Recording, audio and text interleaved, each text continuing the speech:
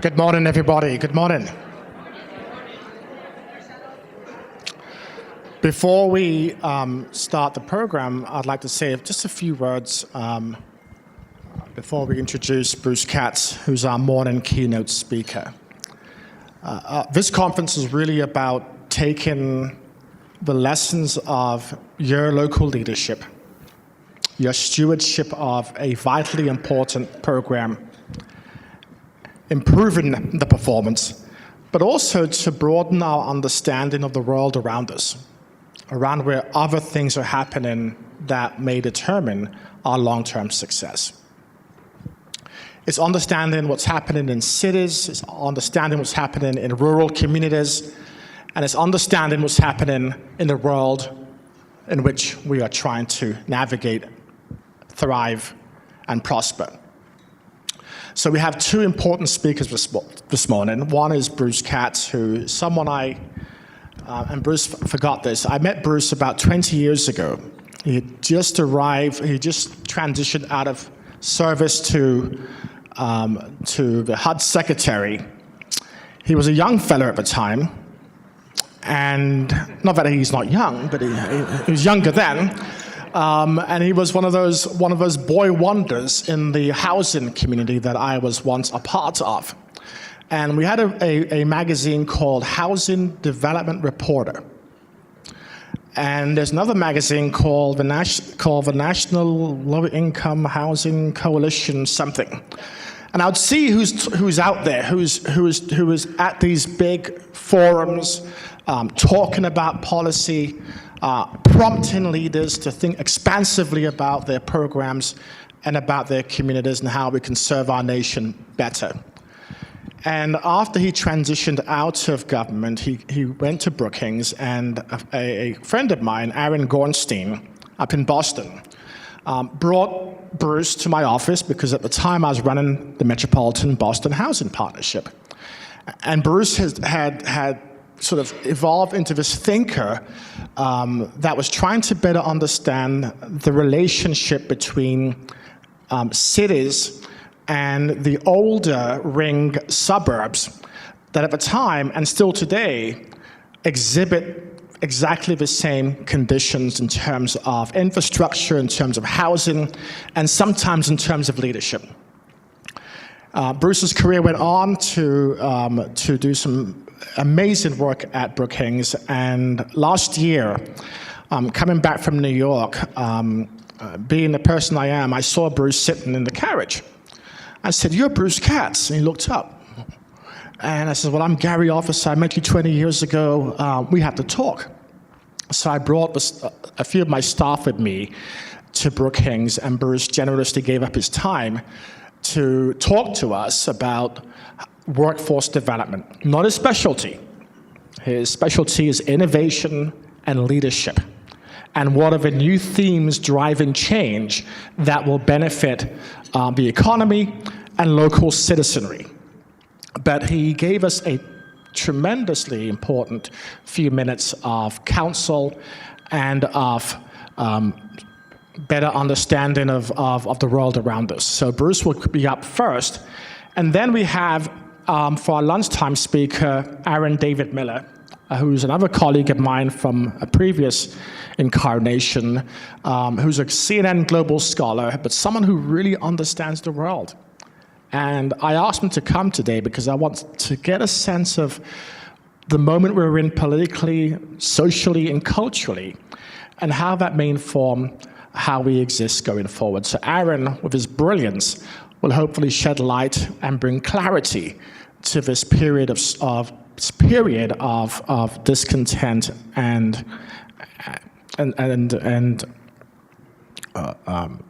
I get this is discontent and regret. So Aaron will be here in the afternoon, and so with that, let me introduce my colleague Teresa Reynolds, who will introduce Bruce, but also share some housekeeping updates. Thank you. Thank you. Good morning, and welcome to November, everybody. In case I didn't introduce myself to you on Tuesday or earlier this week, I am Terry Reynolds. I am the Quality Assurance Manager for the Senior Community Service Employment Program with Senior Service America. It's my pleasure to introduce Mr. Bruce Katz to you this morning. Bruce is a Brooklyn native. He graduated with the BA from Brown University and earned his JD from Yale Law School. Until recently, he was the inaugural Centennial Scholar at the Brookings Institution, a nonprofit public policy organization based in Washington, D.C. He founded and previously served as the director of the Brookings Metropolitan Policy Program, which aims to provide decision makers in the public, corporate, and civic sectors with policy ideas for improving the health and prosperity of cities and metropolitan areas. Bruce advises federal, state, and local leaders on shifting demographic and market trends, as well as on policies that are critical to metropolitan prosperity, such as innovation, human capital, infrastructure, and housing, and new forms of metropolitan governance. After Barack Obama was elected president in 2008, Bruce co-led the Housing and Urban Transition team and served as a senior advisor to Sean Donovan, the new Secretary of Housing and Urban Development, for the first 100 days of the Obama administration. Bruce has been a visiting professor at the London School of Economics, and in 2006 won the 12th Annual Heinz Award for Public Policy. He is recognized for his work for reimaging the function and values of cities and metropolitan areas and profoundly influencing their economic vitality, livability, and sustainability. In 2011, Bruce was named a senior fellow at Design Futures Council. He served as Chief of Staff to Henry Cisneros, United States Secretary of Housing and Urban Development, from 1993 to 1996, and previously served as senior counsel and then staff director of the United States Senate Committee on Banking, Housing, and Urban Affairs. Today, Bruce is currently the director of the Nowak Metropolitan Finance Lab at Drexel University. He is the co-author with Jeremy Nowak of the new Localism, and we'll be having a book signing later. Please help me welcome Mr. Bruce Katz.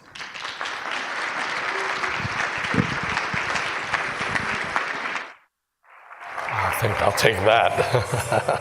Thanks. Oh my Lord.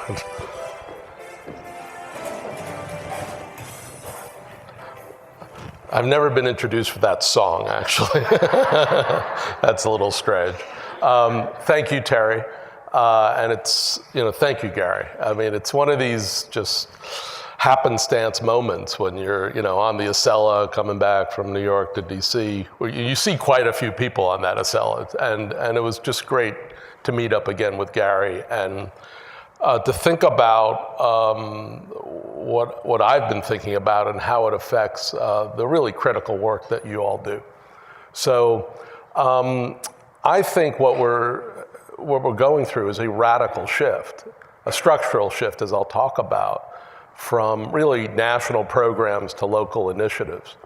And I think for people like yourself, this could be really, in some respects, like a brave new day of finding new partners, new capital, new ways of delivering what really are just critical services to the people that we serve. So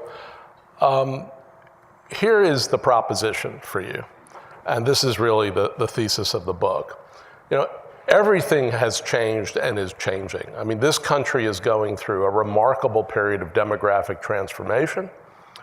We are shifting to a majority-minority country. We obviously are seeing the aging of our population.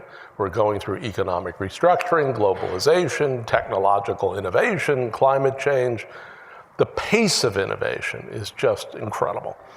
I mean, I go home and, my daughters are 26 and 22, and I just sort of hand them my phone and said, how does this thing work, I mean, it's just dizzying. And this is the result. The result is populism. because a large portion of our citizenry feel left behind by this change and feel threatened. And it's a mix of economic insecurity and cultural anxiety.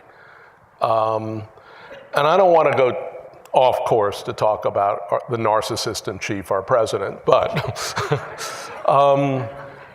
there is a lessening of civility in our country. And frankly, I do a lot of work in Europe, all throughout Europe. And this is a very difficult transition that the world is going through.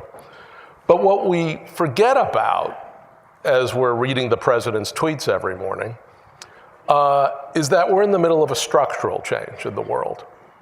And to a large extent, what globalization is doing, though you'll never know it, given what the media reports, is it's diminishing the role of the nation state and elevating the role of the city state.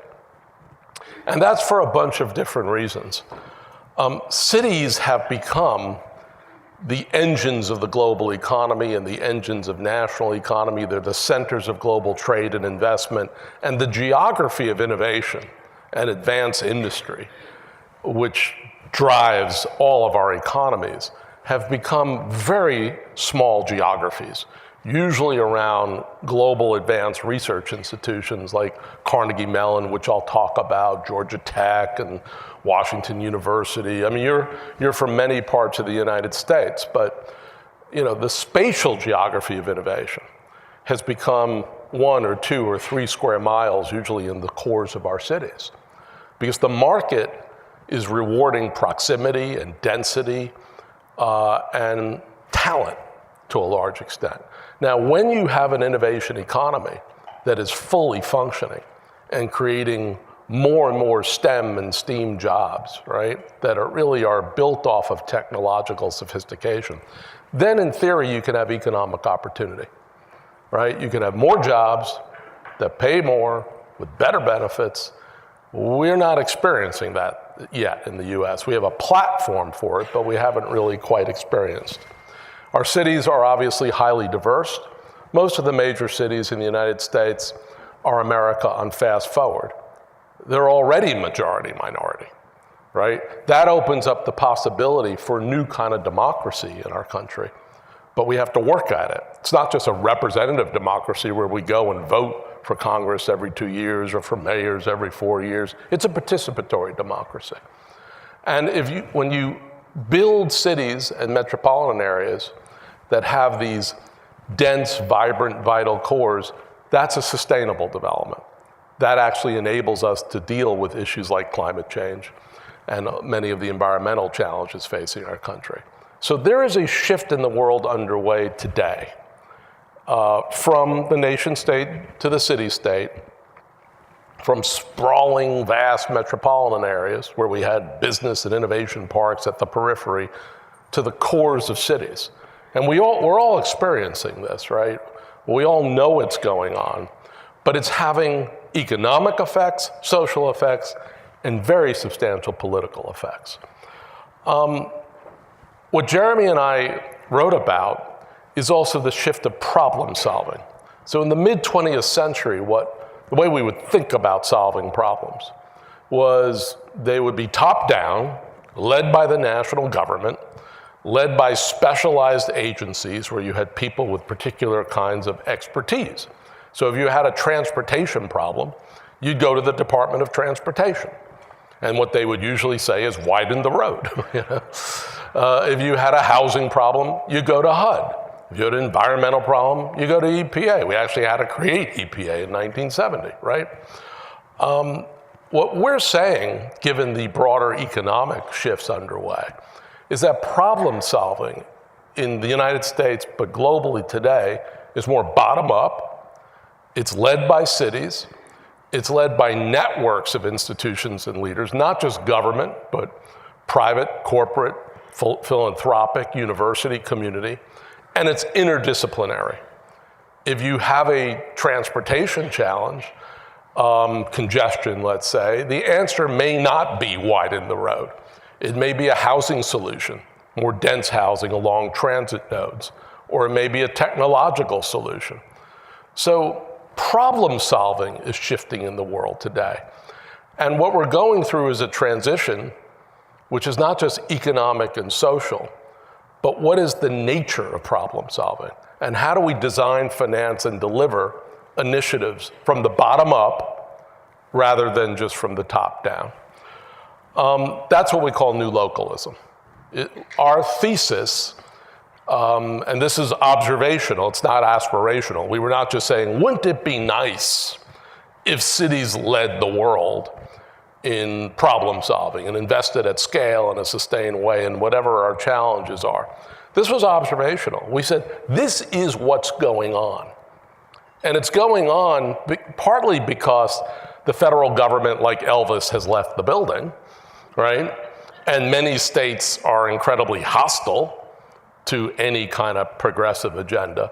But it's also going on because of these structural issues. It's a networked society. It's a networked economy. And cities are networks, not governments.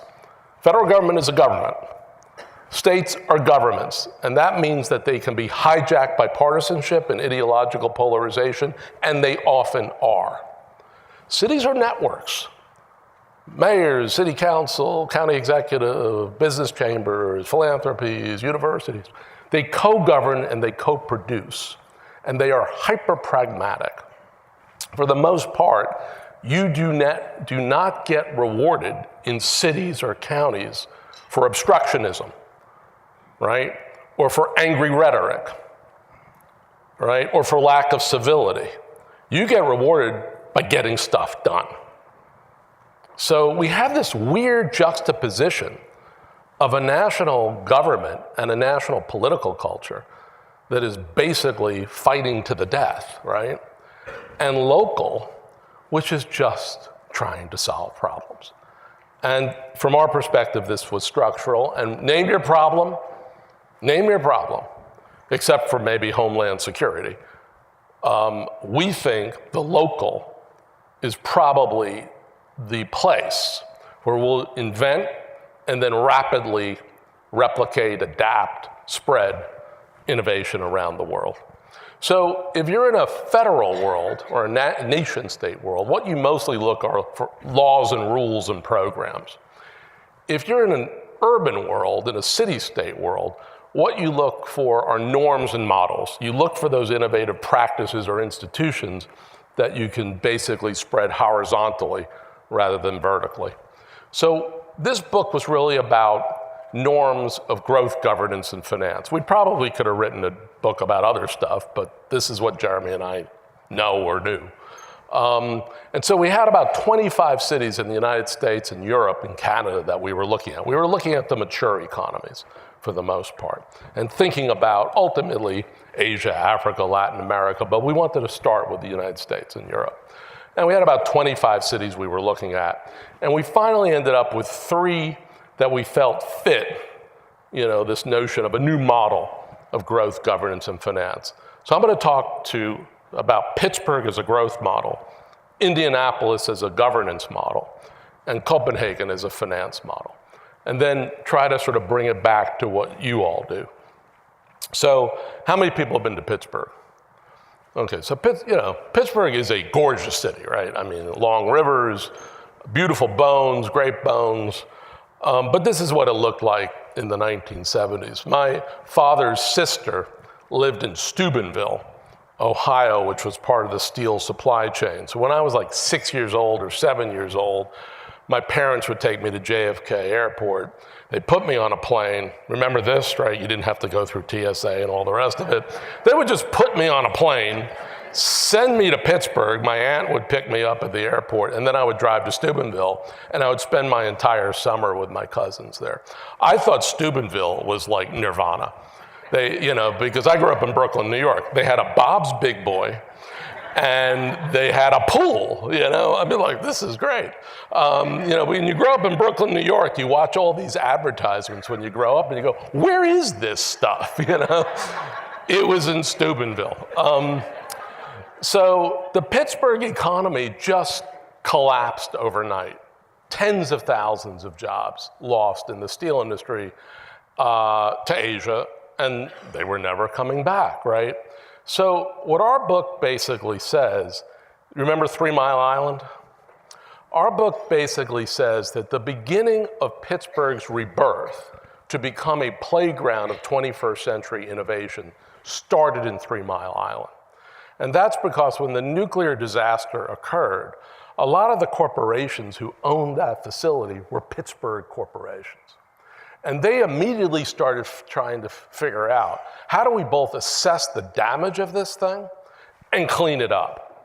And so Westinghouse and all these other corporations basically started penciling this out and said, it's going to cost hundreds of millions of dollars to do this. We don't have hundreds of millions of dollars. We just had a nuclear disaster, right? So they went to this guy sitting on the top of that contraption. I've never quite figured out what that contraption is. His name is Red Whittaker. He's one of the first roboticists in the United States and the world. He's still alive. He's a complete brainiac. He's a madman, basically, right?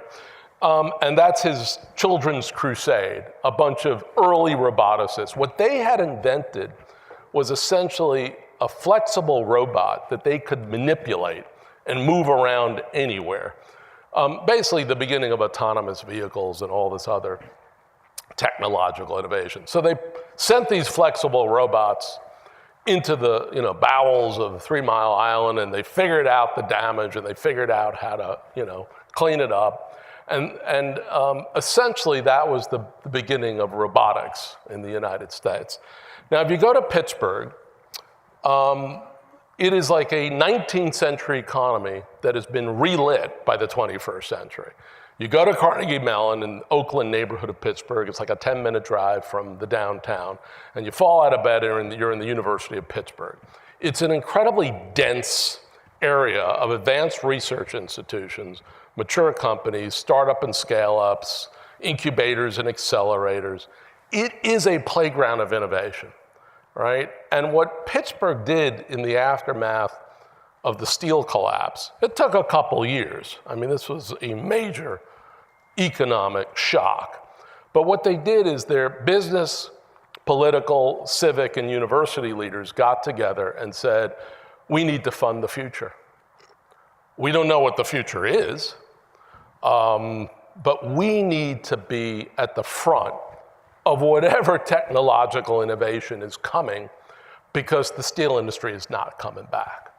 So we need to remake our economy as an advanced, smart, high-road economy. You fast forward, and there's about 12 technologies in the world today that are going from the lab to prototyping to ubiquitous adoption, and when they're finally done making this transition, they're going to basically double global GDP. Pittsburgh's in 5 of them. They're in 5 of them, right? I mean, basically investments they made 40 years ago or 30 years ago or 20 years ago in technologies that we did not even have names for, they're now benefiting. And if you have a first mover position in the invention of next generation technologies or the deployment of these technologies, you're going to be wealthy for several generations. The question is, can you bring more people along for the ride? But at least you have that platform, right? Pittsburgh's an it city now. You go there, a lot of millennials, there's restaurants, and it's like Brooklyn, but in Pittsburgh. Well, not the Brooklyn I grew up in. The Brooklyn I grew up in, my father would give me mugging money in the morning and, ask me if I had it when I came home. But, but it's the Brooklyn of today, right? The real interesting issue about Pittsburgh is, GE, Google, Uber, Amazon, every sophisticated technology company, either out of Silicon Valley or Seattle, is in Pittsburgh. Not because they're getting tax abatements, right? They're there because they need to be near the secret sauce. And the secret sauce is human capital, right? Talented faculty, students, entrepreneurs, all the rest of it. Right? This is the high road economy, and it's coming out of a former industrial city that is now a 21st century playground. Here is the main sort of takeaway. A city has to think like a system and act like an entrepreneur. When you have a global shock like this, There really isn't like a siloed response. Well, we're just going to invest in X, whatever X is, whether it's advanced research, whether it's some kind of infrastructure, whether it's workforce development, whether it's housing, whatever. There's no one solution. All this stuff is connected, right? And a city has to act like an entrepreneur. You have to take risk. You have to be nimble. You have to be agile, particularly in a world where things are changing so fast. And you have to understand when you make one kind of intervention, it has predictable effects and unpredictable effects, right? So Pittsburgh really became the first American city to think like a system and act like an entrepreneur. And they have made the transition from being a rust belt to a brain belt. And in the 21st century, you get rewarded for being a brain belt, right? You get rewarded by constantly aggregating talented people on many levels. It's not just the PhDs from Carnegie Mellon. It's a lot of folks who come out of community colleges with certain kinds of credentials who then go right into these new robotics firms. You don't have to have the doctorates. A good portion of the Pittsburgh economy right now is being populated with people with credentials, right? Not degrees.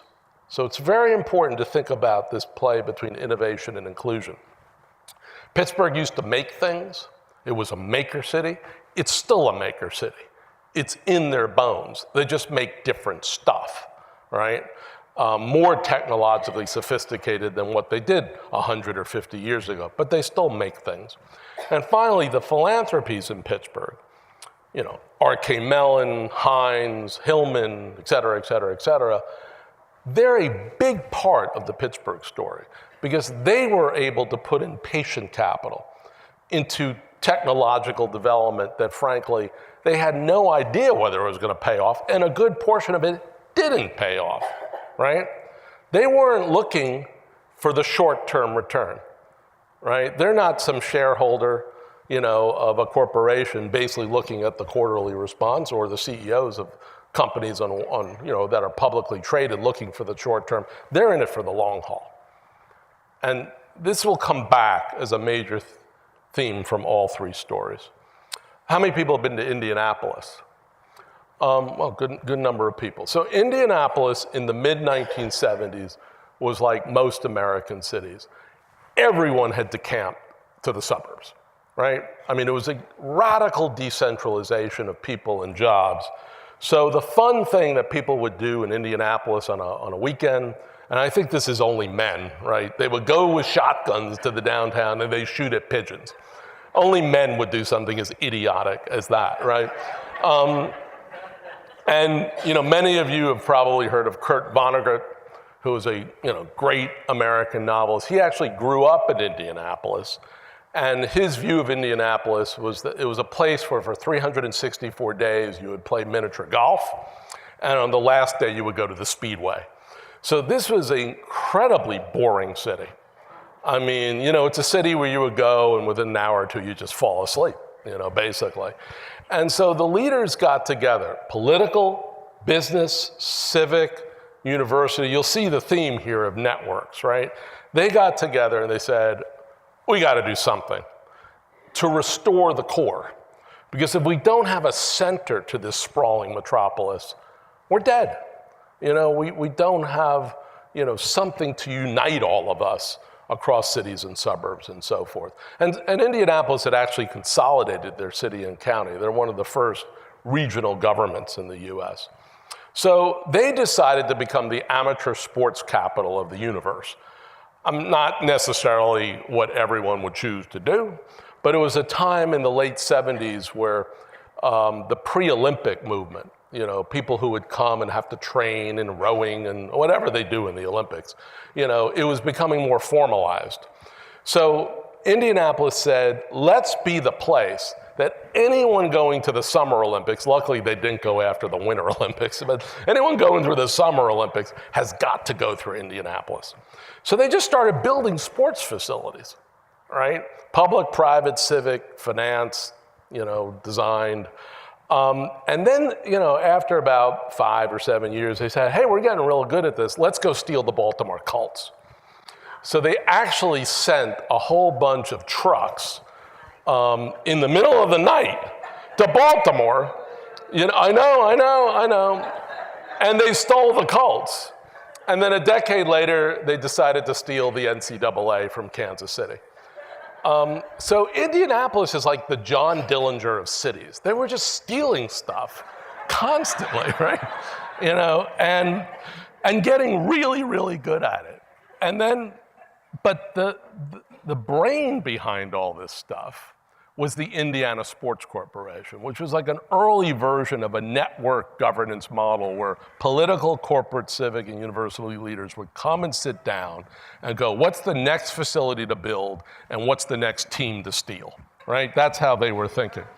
At some point, they decided how much beer and hot dogs can you consume, right? I mean, building a consumption economy or a stadia economy or a sports economy is good for a couple of the sports, the athletes, but it's not good for the whole metro. These are low-wage jobs for the most part.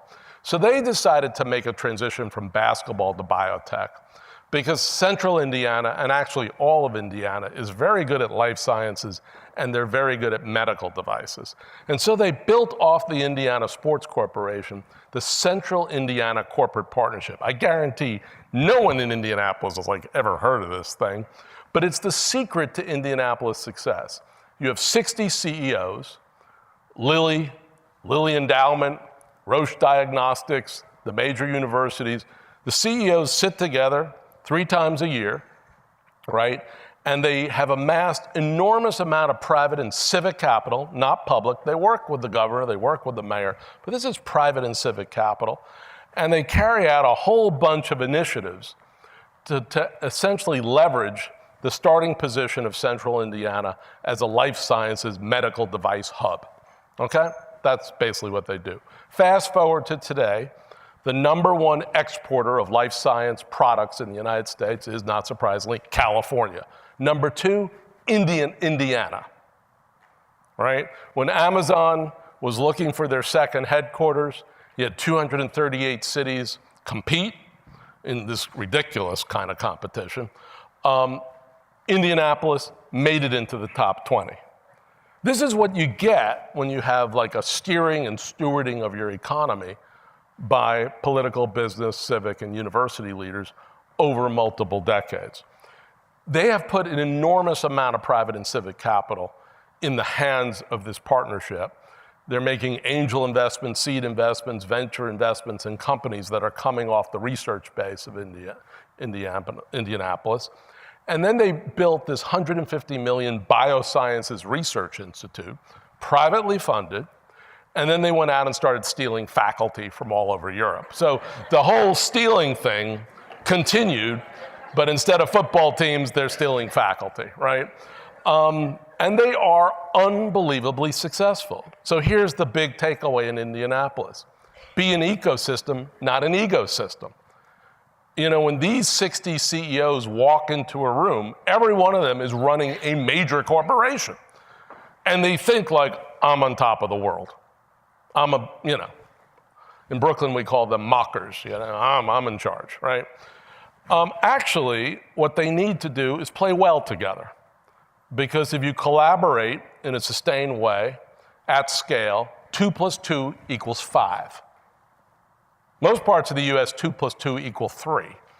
We have great institutions, but they never work with each other.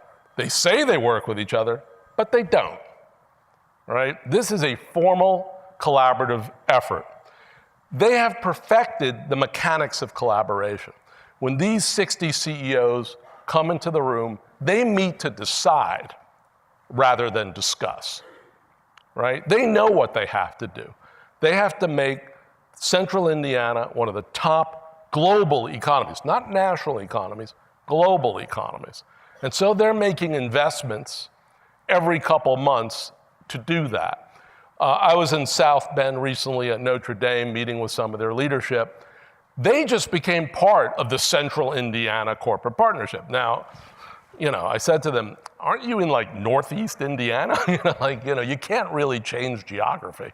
And they said, look, we're really good at IT, and health tech is an emerging sector of our economy.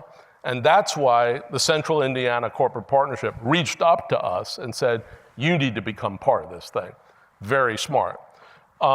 Indianapolis, the CICP, they work at the district level, the downtown level, the city level, the metropolitan level, the regional level, the state level. They're working at all levels, right? Which is smart politically, but also smart economically, right? And they have figured out a way to organize private and civic wealth. Capital is not the problem in the United States. Organizing capital and channeling it for productive and inclusive effect, that's our problem. That's our challenge, right? When I go to cities, they'll say, the city's broke. No, what they're saying is the city government has a lot of liabilities, but the city's actually pretty damn wealthy.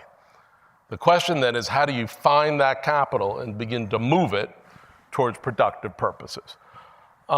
Last piece is Copenhagen. Now, we started looking for a financial model for how to basically make large investments in cities in a sustained way in infrastructure, in innovation, in inclusion. And we couldn't find a model in the United States. So I know this is tough. We went to Copenhagen, right? How many people have been to Copenhagen? So Copenhagen is like cycling nirvana of the world, right? Nearly 50% of the people, of the residents, bike to work or school.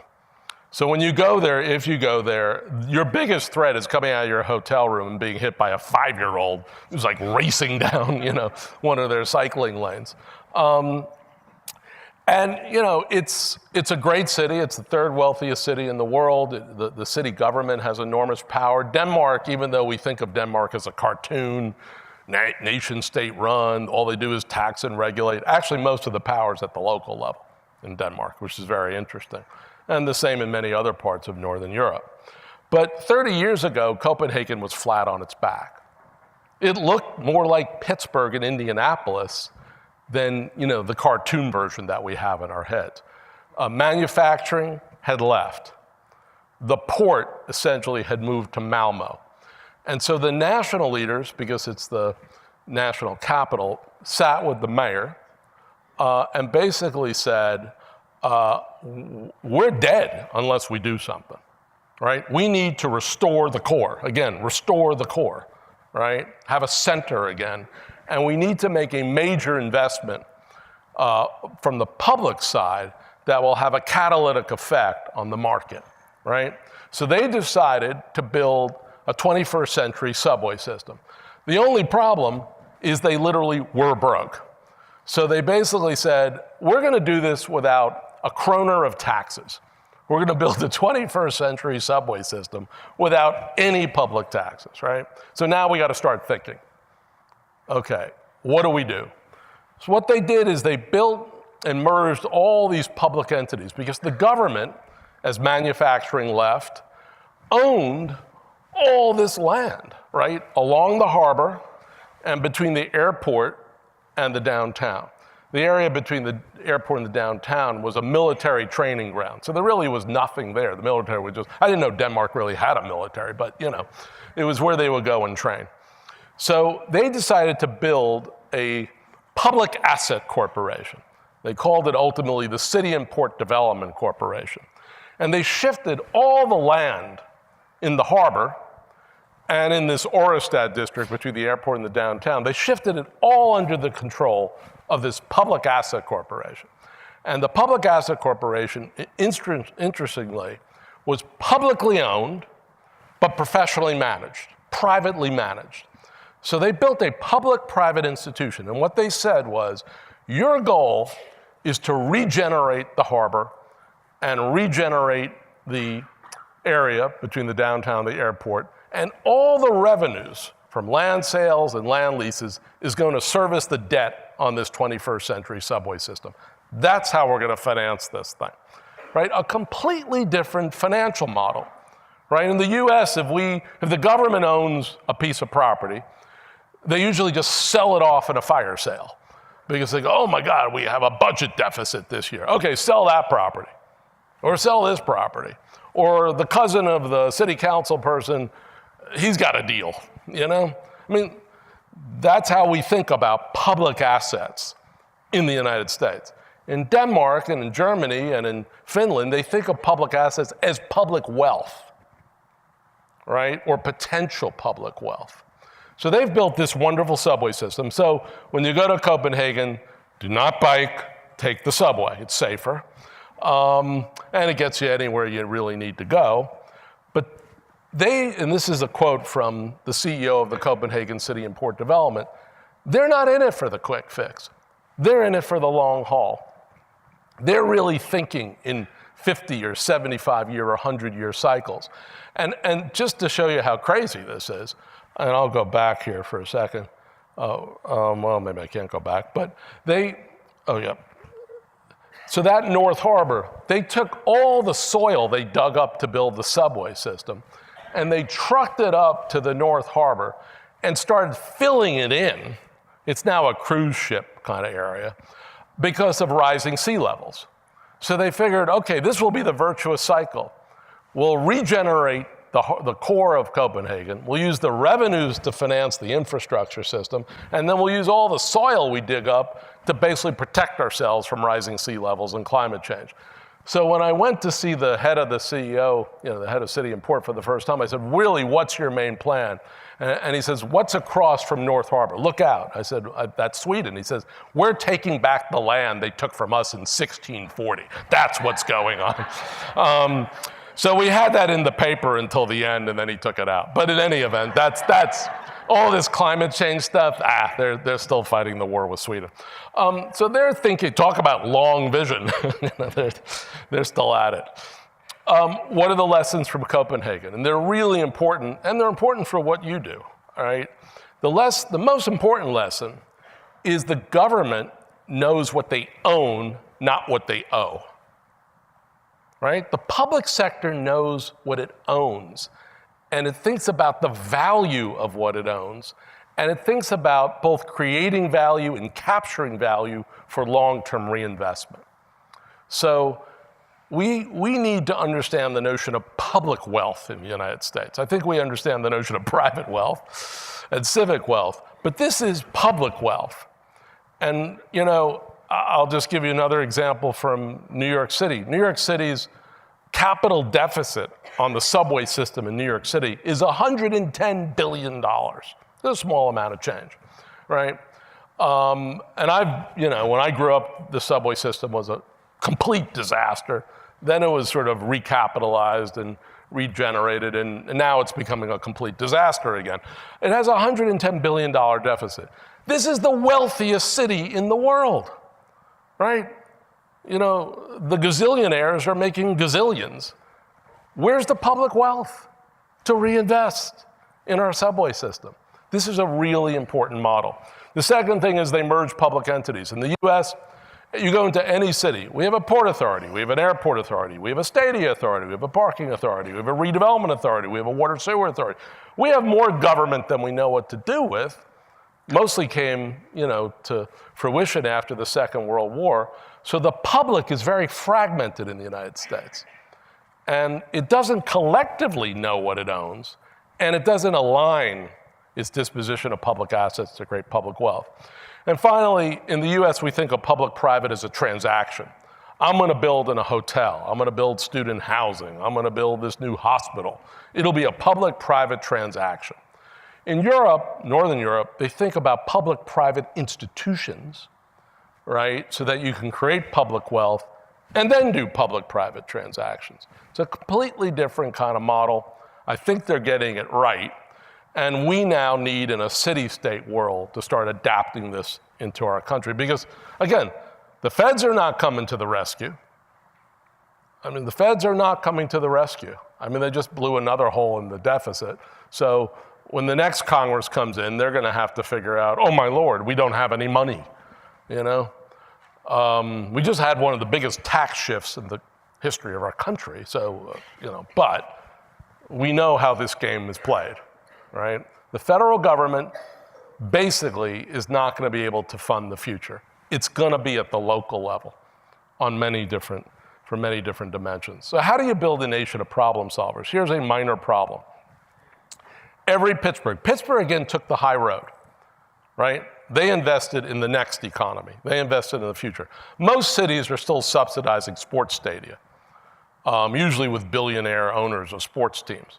I mean, it's completely ridiculous. Again, how much beer and hot dogs can you really consume? So innovation is the path to inclusive and shared prosperity. For every Indianapolis, you have lots of collaboration in the US, but they're under-resourced, they're informal. People say they work together, but I'm in these cities, so people will say, I'm working well, and then when they leave the room, they start complaining, right? We have to perfect this kind of Indianapolis model, right? And finally, for Copenhagen, it's a simple lesson. Know what you own and not what you owe. I mean, it's not that complicated, but it's a serious paradigmatic shift to think that a city is wealthy versus a city is broke. So for any city in the US or globally, there's like this just three-part thing that you really want to work through. I was in New Orleans yesterday. What's your edge? What's your edge? What's your raison d'etre? Why do you exist? Right? That's like the principal question. Because the national government doesn't care if New Orleans exists. The state of Louisiana, for the most part, doesn't seem to care either. So for the city and metropolitan leaders, why are you here? And how do you grow your economy so it has large benefits for your citizenry, right? So, obviously, New Orleans is a great place to visit, but again, that's a consumption economy. Tourism does not make you wealthy, right? It does not make you wealthy. It does not make your residents wealthy. You have to have something in the advanced economy. So we were talking through a number of things that New Orleans could really be a leader in the world around. I mean, remember Katrina? I mean, still with us in New Orleans. I mean, this should be like Holland. They should be at the cutting edge of the blue economy, right? With rising sea levels all over the world. But that just won't happen. You have to invest in centers of excellence at Tulane and LSU and all these other places. Who's in charge? It's not just the mayor. It's not just the head of the parishes. It's business. It's philanthropic. It's university. It's community. It's labor. It's this. It's everyone's in charge. In the US, we don't ask forgiveness. Or we don't ask permission. We don't ask permission. We just ask forgiveness, right? I mean, de Tocqueville in America, 1830, right? It's all about networks. It's not just about government, though government's really essential. And finally, where's your power? Do you have institutions like the Copenhagen City and Port Development Corporation or like Central Indiana Corporate Partnership that actually have the resources and the capacity to get stuff done at scale? I would say in most parts of the US, we don't have institutions that are ready for the 21st century. We have institutions that were built in the mid-20th century or in the 1970s. They're not quite ready for this new world. And so we need to bulk them up. At the same time, they're being nimble and agile and all that sort of stuff. I think this is actually totally doable, but it's going to require this notion that power belongs to the problem solvers, and the problem solvers are principally local. So yes, we will elect Congress in the next 2 weeks. Please do vote. We'll elect Senate in the next 2 weeks, and a whole bunch of governors will come in. But I want America to stop looking up and saying, well, the next Congress will do something, or the next president will do something. And yeah, in the end of the day, they probably will do something. But given the nature and the scope and the extent of the challenges we have in this country, it is inconceivable that the national government or the state governments will save us. It's going to have to be a new bottom-up, interdisciplinary, networked approach that finally harnesses private and civic wealth and unlocks public wealth. So that's the new localism. I'm sticking to it, you know.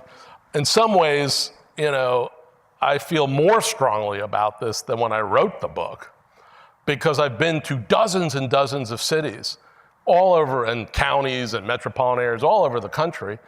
And what people are showing me, you know, in Salt Lake City, they would say, we read the book, we don't want to talk to you about the economy. We want to talk to you about homelessness.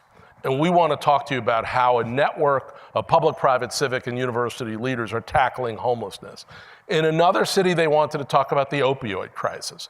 In another city, you know, I mean, we wrote this book as an economic roadmap.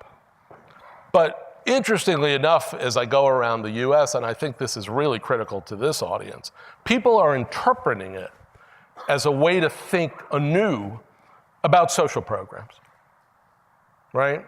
That could be innovated locally and then spread nationally, horizontally. And if the national government ever wakes up again, they could be part of accelerating the replication and adaptation of smart innovation. So thank you very much for listening to that. I'm very happy to answer questions. Yeah.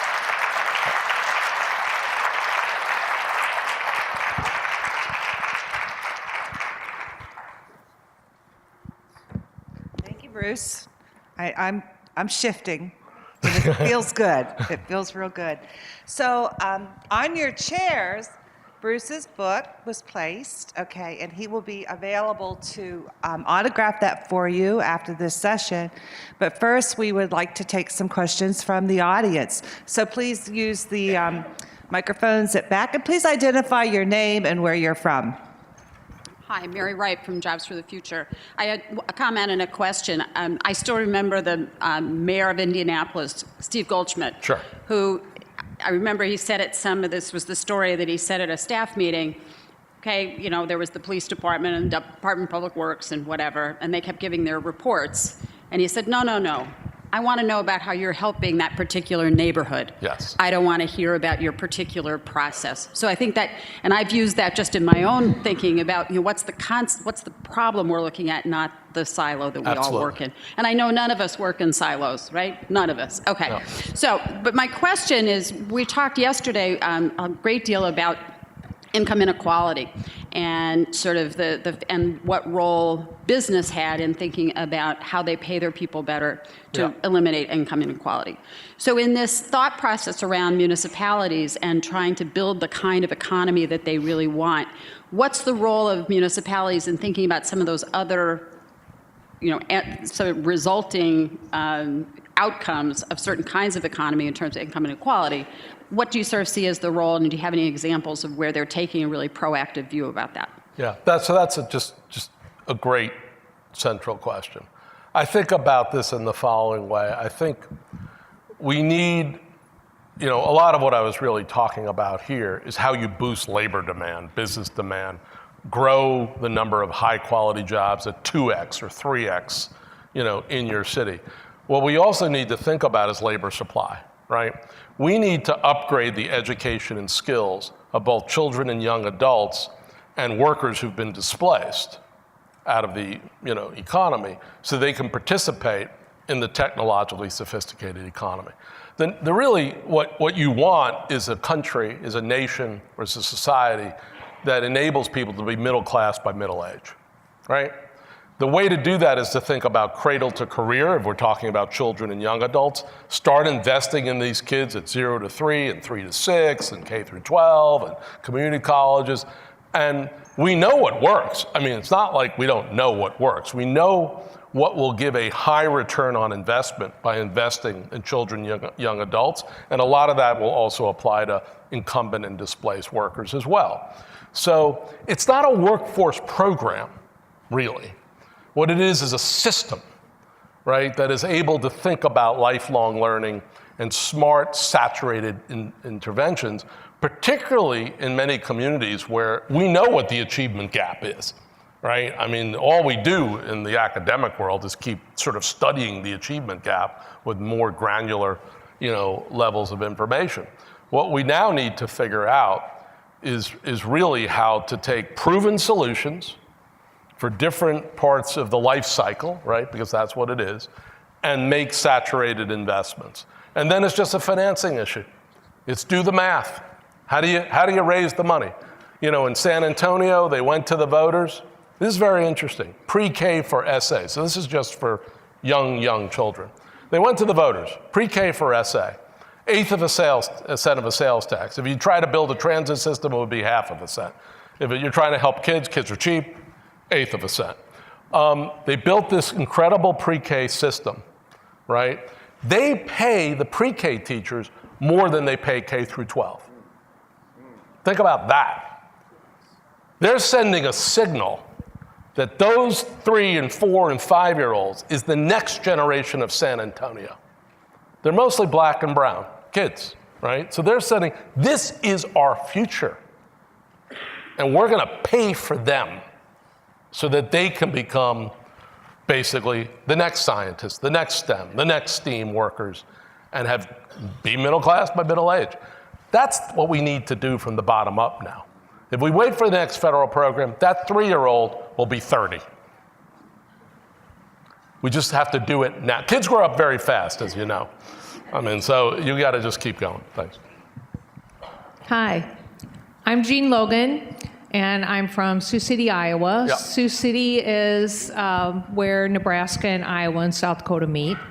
So I would like you to talk about some of the challenges that maybe you have seen people overcome with that state, dealing with multiple states and multiple counties. And then I noticed in your book that you talked about Kansas City. So I'd like you to talk a little bit about what happened there. And I really applaud your comments on early childhood. We run Early Head Start. Thank you for that. So, you know, in the end, these states that we have are really, you know, political artifacts of another century, because the way the economy is organized is in metropolitan units. So we have about 33 or 35 of the top 100 metropolitan areas that cross 2 or 3 state lines. And these states are crazy competitive with each other. They mostly go to the low road, you know, not the high road in Pittsburgh, but the low road. How do we steal businesses across the state line? So the only way to counteract that is to have metropolitan business leaders, media leaders, political leaders begin to sit together and realize we're in it together. You know, the world does not know Sioux Falls from a hole in the wall, right? I mean, not to be brutal, but it's true. They don't even know. Oh, Sioux City, I'm sorry. Well, they know Sioux City, but they don't even know Kansas City really well. I mean, it's a big world, right? So the way to think about this is to bulk up your city, your suburbs, your exurbs, your rural areas. By the way, half of rural people who live in rural America live in metropolitan areas of the United States. Think about that. Because our metropolitan areas have sprawled for so long, half of our rural population lives in our metropolitan areas. So we need to create a kind of collaborative ethic, because these are unified labor markets, unified housing markets, supplier networks, all that wonderful economic stuff. Denver's the best example of this. Not for crossing state lines, because it's all in the state of Colorado. But when oil and gas collapsed in the early 1980s, the political and business leadership in the Denver metropolis came together, and they basically said, honestly, we don't really love each other, but let's at least find something to work on together that serves our mutual interests. So they started investing in downtowns and main streets all over the metropolis. Then they built a world-class airport. Then they built 122 miles of light rail. They still hate each other for the most part, as far as I can tell. But they work together when they have to work together. And it starts by people at the local level, not at the state level, at the local level, basically going into each other's jurisdictions, having a beer, sitting down, and beginning to, what unites us, right? Because what unites us is more important than divides us. So this is just political organizing, really. I mean, it's just organizing at a higher level so that we can get to some shared vision and make investments, not in everything. Perfect is the enemy of the good. Think about Denver. They started with main streets. They ended up with a world-class airport. You start with the little stuff where people can say, let's just start with something that we can pull off, right? And then success breeds success. People feel good about collaboration. People feel good about getting stuff done. So I think, we need to think about not every tub on its own bottom. Every city's just on itself, even though it's in a metropolitan area, et cetera. We need to think about building these collaborative networks across multiple sectors and then begin to get, some meaningful projects done. And every part of the country will have a different vision for that, and that's fine. I mean, there's no perfect here. If you want to work on pre-K, work on pre-K. If you want to work on infrastructure, work on infrastructure. Just work on something, because the cavalry is not coming. Yeah. Gary.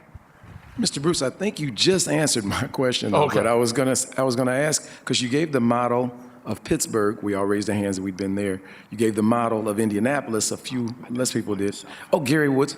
Oh. Gary was with, I'm sorry, Gary Woods with CSEP and, Caritas Family Solutions in St. Louis area.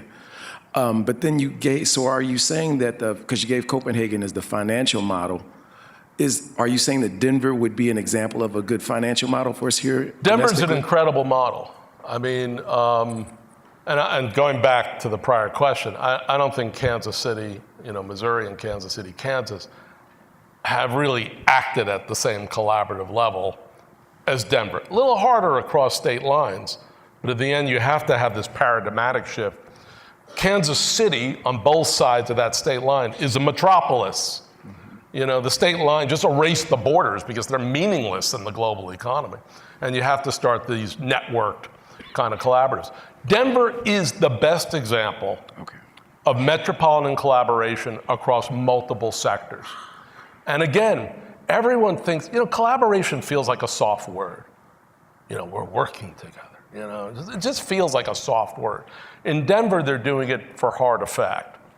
They're doing it to build jobs, build fiscal base, so they can invest in the things that are going to make them a global metropolis. And they've had a succession of leaders.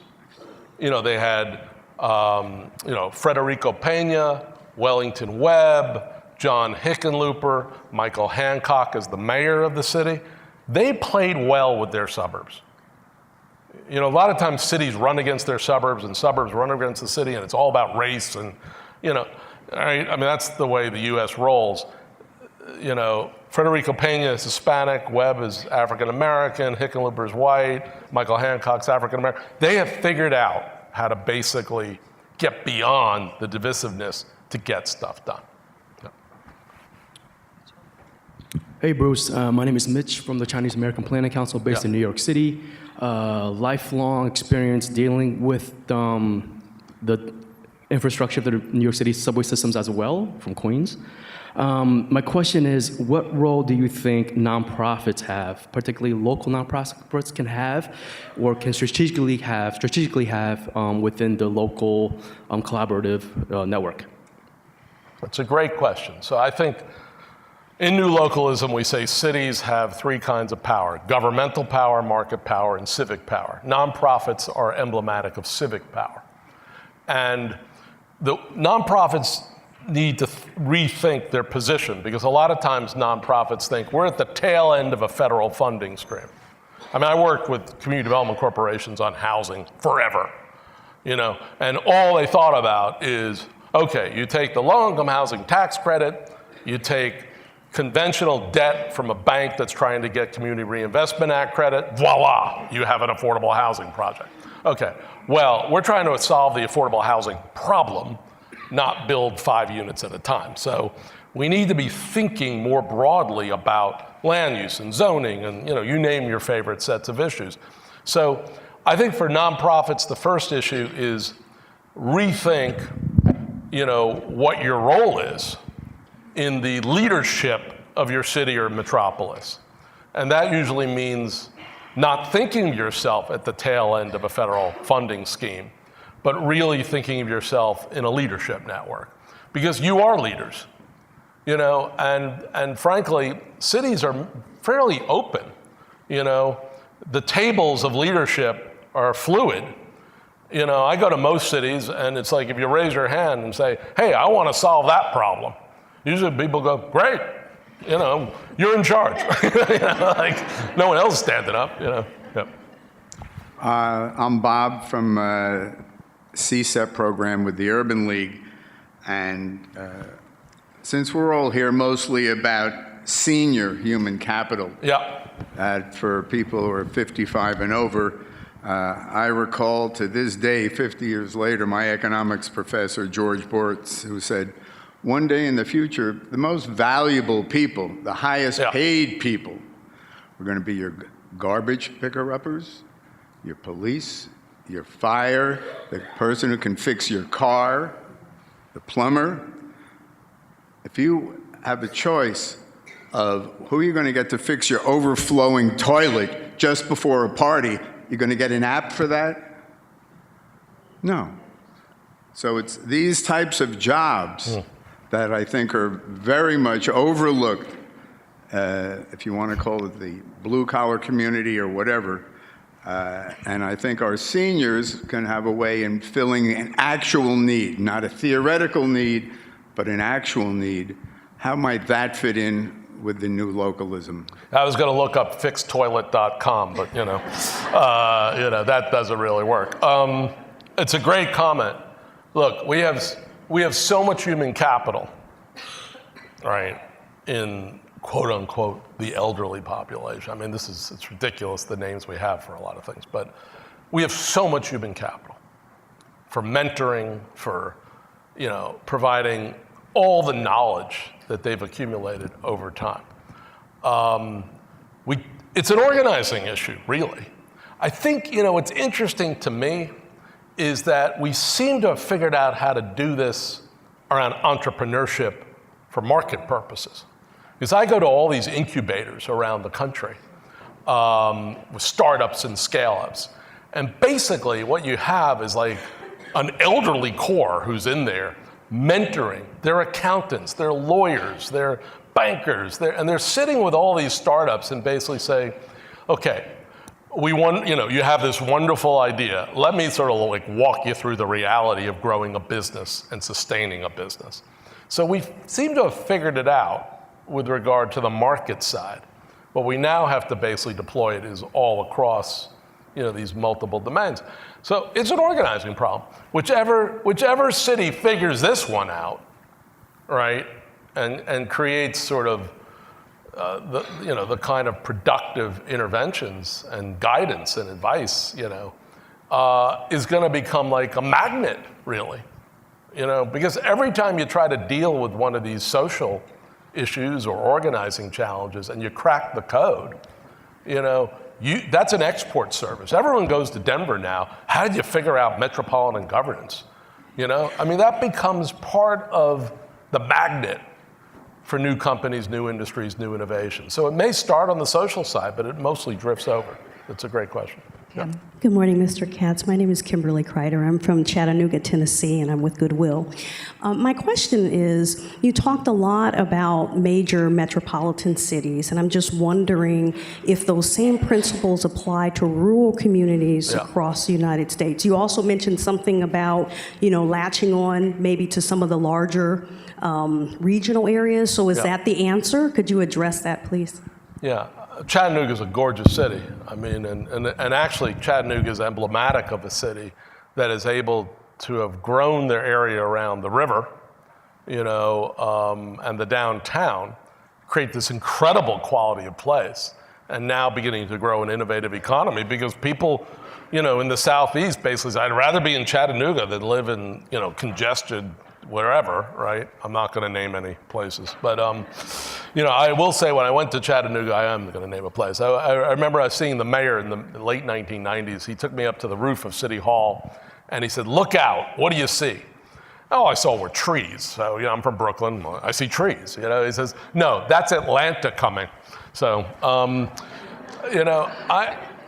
I think for the smaller places in the United States, and again, rural America is a complicated thing because, again, half of rural Americans live in metropolitan areas.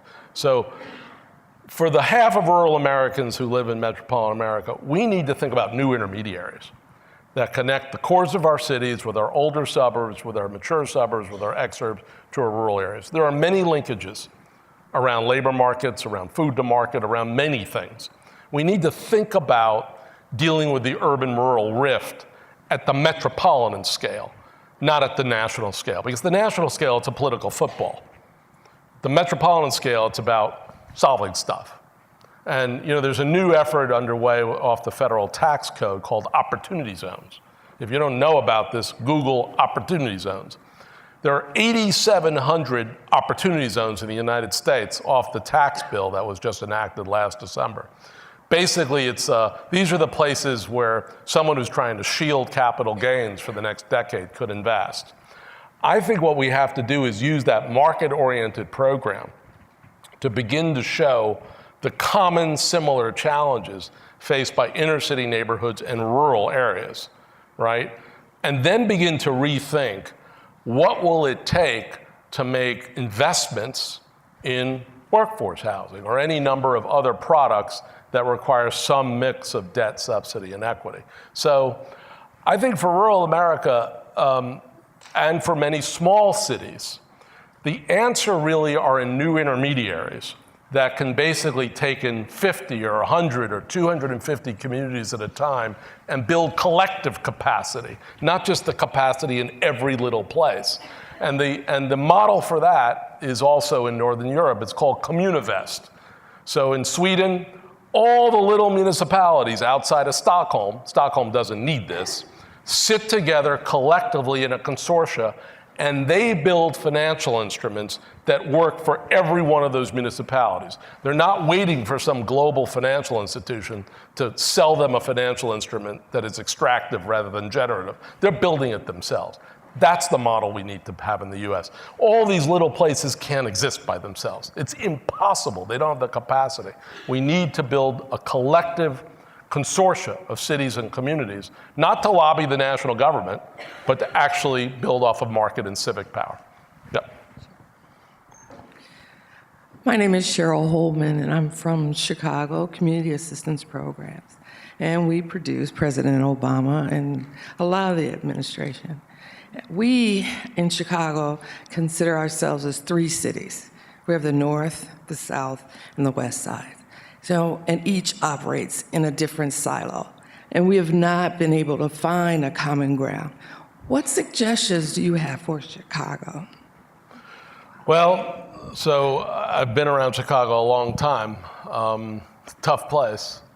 All of our major metros are tough, and major cities and metros are tough places.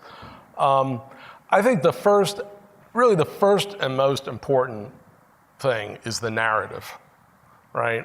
Chicago, like many of our major places, almost all of our communities across the U.S., likes to think of itself as 2 or 3 cities, right? There's 2 Chicagos, there's 3 Philadelphias, et cetera, et cetera.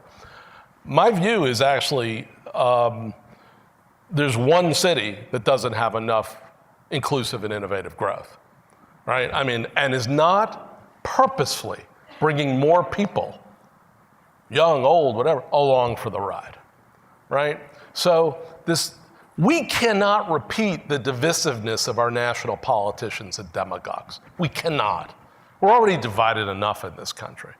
We have to think about what unites us at the local and metropolitan scale, and then begin to, like in Pittsburgh or Indianapolis or in Copenhagen, design, finance, and deliver these transformational economy-shaping, talent-preparing, place-making efforts that begin to lift more and more of our citizens. So I think Chicago is one place, one city, one metropolitan area that frankly doesn't have enough growth and doesn't have a human capital strategy to sort of unleash the talent and potential of everyone among us, right? I think, so it starts with a narrative, which is more of a unifying narrative than and we have enough to divide us, race, ethnic, class, income, politics, ideology. We have so much to divide us in this country. But the city and the metropolitan scale is where we need to come together.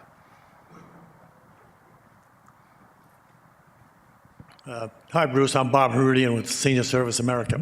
If somebody were to play devil's advocate, and they say they agree this is really important, the new localism, because you're right. I mean, the federal government isn't going to solve these issues. a critic might think with innovation zones, new localism, these kinds of collaborative, sensible processes, is this another trickle-down model? And the question then is, does the rising tide lift all boats? How'd you like to respond? Yeah, I don't think this is trickle down. I think this is leverage up, frankly. And the challenge, does a rising tide lift all boats? A lot of people don't have boats. So, I think part of the issue here is we're trying to play out a different growth model where inclusion is baked in and equity is baked into the core. Because, my issue with the federal tax incentive that was enacted as part of the 2017 tax law, and by the way, it was co-sponsored by Cory Booker, African-American senator from New Jersey, Democrat, and Tim Scott, African-American senator from South Carolina. What unites them, frankly, is the fact that both of them served in local government. Cory Booker was the mayor of Newark. Tim Scott was on the Charleston County Council. They've created a tax incentive, which is more dependent on cities and counties and states making the market than on any rules and guidance out of the federal government. This is like new localism in action by two local guys who now are at, the height of our political system. I really think that we need a different kind of paradigm here where we match up market interventions with social. We constantly complement them. And we think about labor demand and labor supply and capital for infrastructure and human capital simultaneously. The most important thing we do in this country is around schools and skills for the lifetime, for the lifelong, right? That's the most important thing we do. If we can grow a talented base, right, there's nothing that will stop us because we have the most advanced institutions, research institutions in the world, and we have more capital than we know what to do with. What we're lacking right now is that investment in human capital to match it up. So I remain highly optimistic about this country. I refused to be, made pessimistic by the narcissist in chief.